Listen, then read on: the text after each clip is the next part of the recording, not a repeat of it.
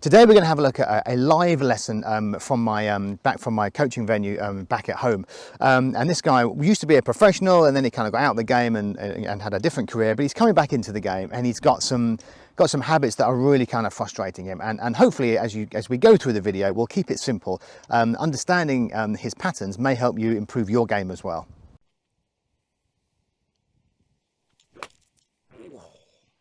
That's the one, isn't it?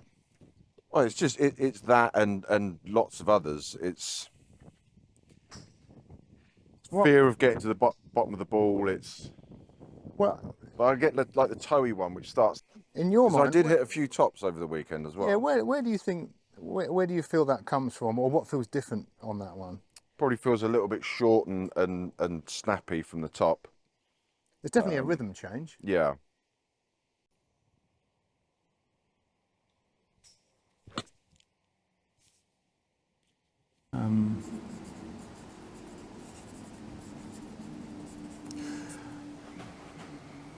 Flippy, would you say? Yep. And difficult to hit a fade? Yes, yeah. Whereas that used to be my, we're talking quite a long time ago, obviously, but that used to be my stock shot. And now it's gone the complete opposite, which would lead very much to the flippy and the static through the ball.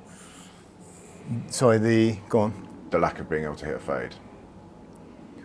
It's connected with those, isn't it? Yeah, very much absolutely. So these things are all sort of double connections. The flippiness makes that tricky, and yeah, the strike anxiety I think is part of flippy. The static body through the ball is obviously part of flippiness, isn't it? And it's probably a lot of it is around the strike anxiety. Yeah. Okay, well let's have a look at the pattern. I have to say the pattern is the swing pattern is way better than all of that would suggest. Which is why you've hit it quite nicely there. See, I'd say flat. Yeah, absolutely. The one thing that stands out to me is you've got to get your arms up. Yeah. That right upper arm is on your rib cage there, and you've got no chance of creating power from there. As Griffer often says, that sort of motion of pulling your arms up and down, really stretching through the lats. I mean, so powerful. Why would we ever give that up? Yeah. So no one's ever hit it a long way from in here. But also there's less room as well. So that for me would be number one goal is let's get your arms up. So we're putting together a plan for a year. Neil is not about to be practicing every day. He's got a young family and as I'm sure as we all do, a pressured job. But we put together a plan to really see if we can target the important things over the year. First job was to get the arms up and get some width into the swing, and then later on we can think about how we can get Neil rotating through the ball better, because at the moment he kind of stops and rolls the arms in that kind of traditional L to L pattern. So notice as we do that, I mean that is literally what goes on in the golf swing. Well, slightly over the right side. So if you just do that over your right shoulder, that is what we need your arms to do. Notice the clearance you've got under your arms and your arms literally lifting off your rib cage there. Brilliant.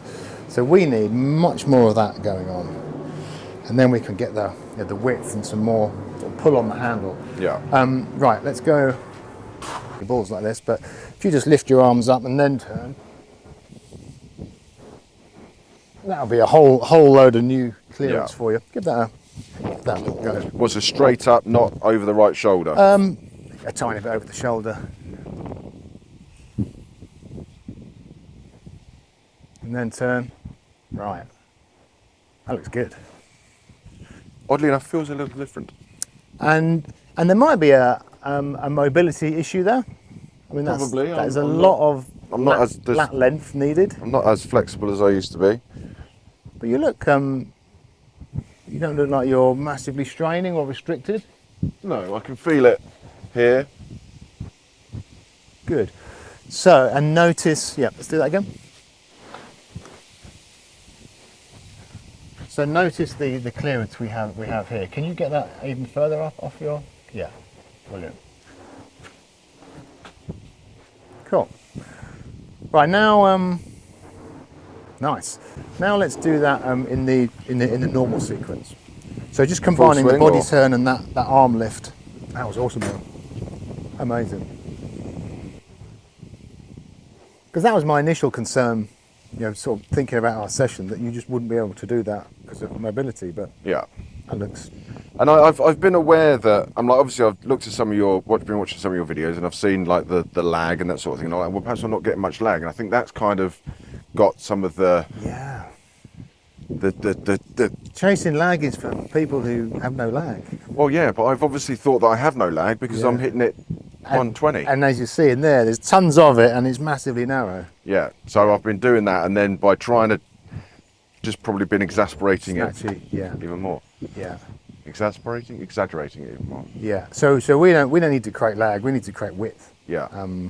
Cool. And I have been, I've seen myself and seen it flat, and I have been, right, okay, let's try and get it up. But obviously I've been trying to go up from here, not kind of, Yeah. it's almost got to feel like it's... It is, and I think a big thing with that is trusting that, so the arms lift off the rib cage, and it's the body pivot, the chest turn that puts it behind us. So we don't need to sort of go in and up. Yeah. We just combine those motions. What you just did was amazing. Let's do a couple more.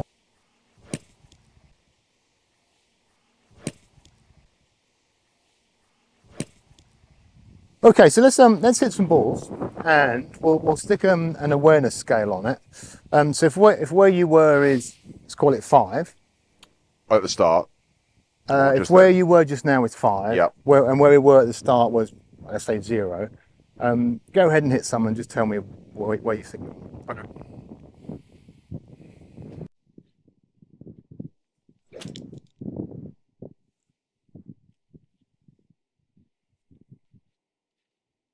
That felt 60.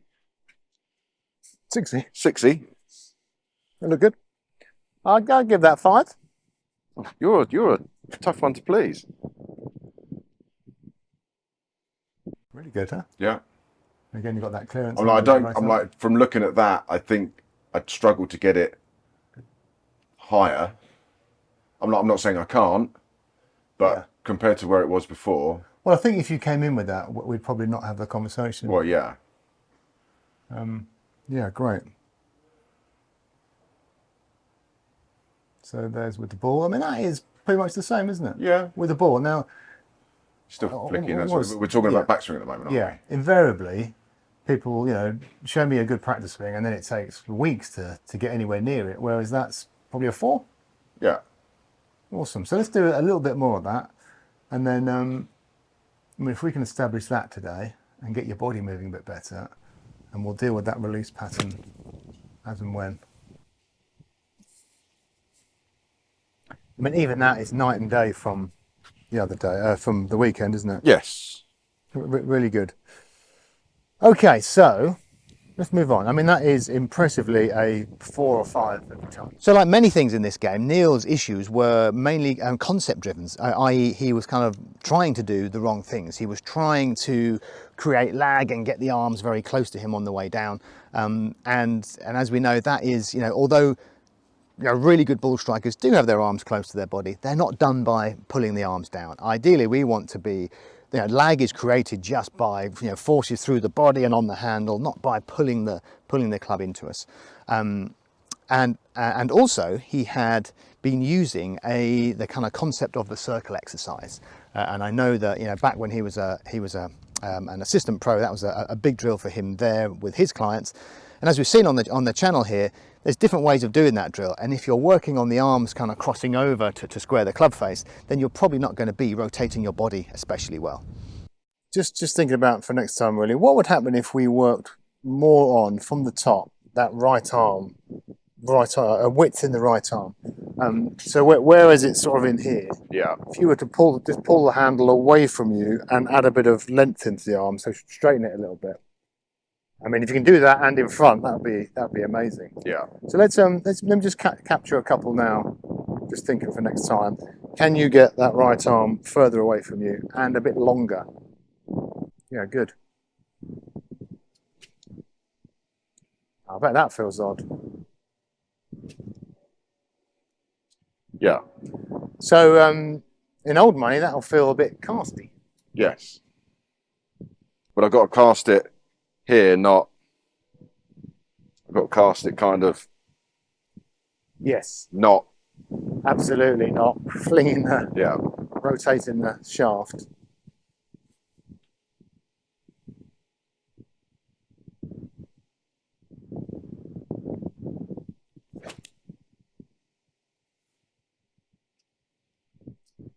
It's a little better. Yeah, and it feels shallower through the Yeah. ball as well. Yeah. When it is that narrow and steep, I mean, you do have to stop everything to get the. To get, and like, again, I'm like, so that's where I feel like the anxiousness is trying to get to the bottom of the ball. I don't feel like I'm collecting it on the way through. Yeah. Absolutely. Yeah, I agree. So let's leave you with then. I mean, so task number 1 is a 5 backswing.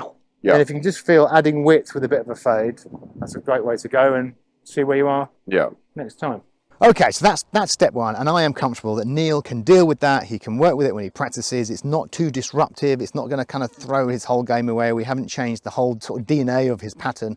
I am confident that he can have some fun, work at it on the range, play with it on the course, and it will slowly kind of move him in the right direction. Next time I see him, well, we'll probably have a quick reminder, refine it a little bit, and then move on to stage 2. And that is how good coaching happens. So if you're ever concerned about having a golf lesson, do not worry. I mean, a good coach will not change everything you know in one session. It'll be kind of drip fed over time. And that is the importance of building a coaching relationship with someone that you can trust.